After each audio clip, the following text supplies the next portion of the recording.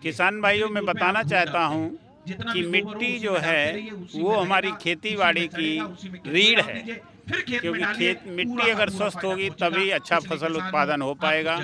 इसलिए मिट्टी को स्वस्थ रखने के उपाय हमें बराबर करते रहना चाहिए।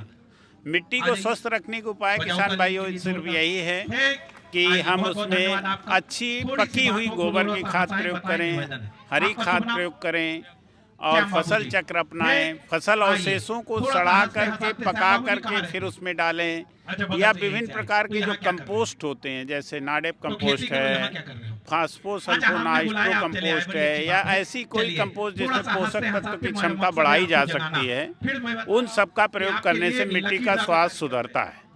और मिट्टी के स्वास्थ्य सुधरने का अभिप्राय यानी उसमें सूक्ष्म जीवों की संख्या बढ़ानी।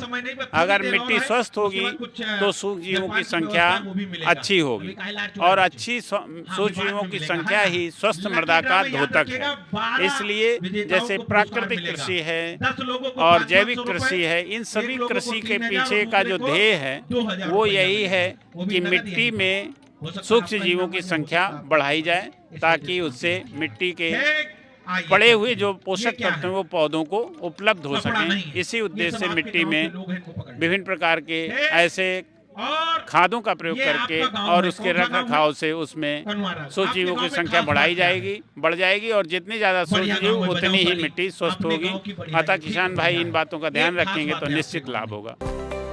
किसान तक का किसान कारवा, क्योंकि खाना है तो उगाना है।